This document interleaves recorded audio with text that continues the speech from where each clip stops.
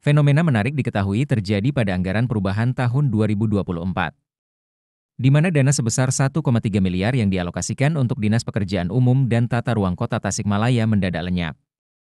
Berdasarkan informasi yang dihimpun Radar, anggaran tersebut dipindahkan ke dinas lain setelah pejabat yang sebelumnya menjabat di PUTR berpindah tugas ke dinas baru.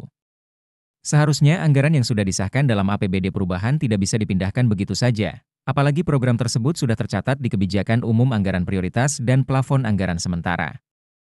Ini menimbulkan tanda tanya besar, apakah pemindahan seperti ini diperbolehkan oleh aturan? Ujar salah seorang sumber yang enggan meminta namanya tidak disebut.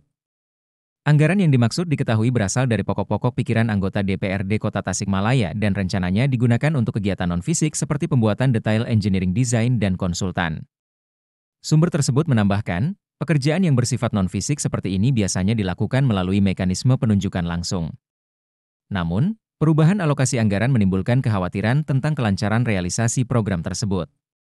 Proyeknya sudah ditetapkan dan tercatat dalam APBD perubahan, tetapi dipindahkan ke dinas lain karena perpindahan pejabat. Pertanyaannya, apakah anggaran ini masih bisa dicairkan atau tidak? Tambahnya, dugaan bahwa pemindahan anggaran mengikuti perpindahan pejabat memunculkan pertanyaan tentang dasar hukumnya. Menurut sumber tersebut, jika suatu program sudah ditetapkan di satu dinas, maka seharusnya pelaksanaan program tetap berada di dinas yang bersangkutan. Meskipun terjadi perubahan struktural pada pejabat terkait. Hingga berita ini diturunkan, pihak pemerintah Kota Tasikmalaya belum memberikan keterangan resmi mengenai dasar hukum pemindahan anggaran ini.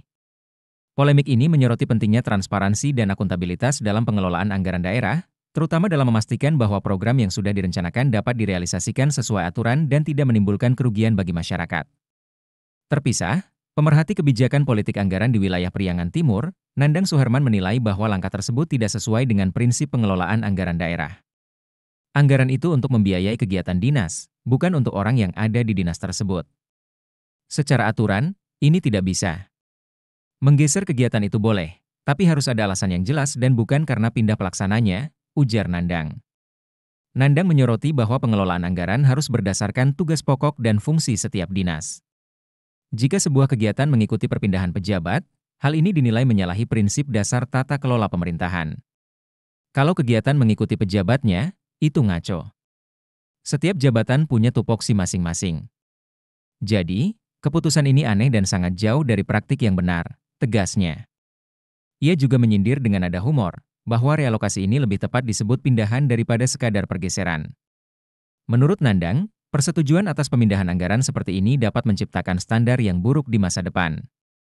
Hal ini dikhawatirkan akan membuka peluang penyalahgunaan anggaran yang bertentangan dengan semangat transparansi dan akuntabilitas. Lebih lanjut, ia mengingatkan bahwa anggaran perubahan sebelumnya sudah dicatat dalam Kebijakan Umum Anggaran Prioritas dan Plafon Anggaran Sementara.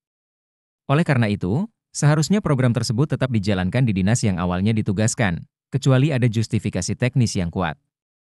Jangan sampai keputusan seperti ini justru melemahkan kepercayaan publik terhadap pengelolaan keuangan daerah, pungkas Nandang.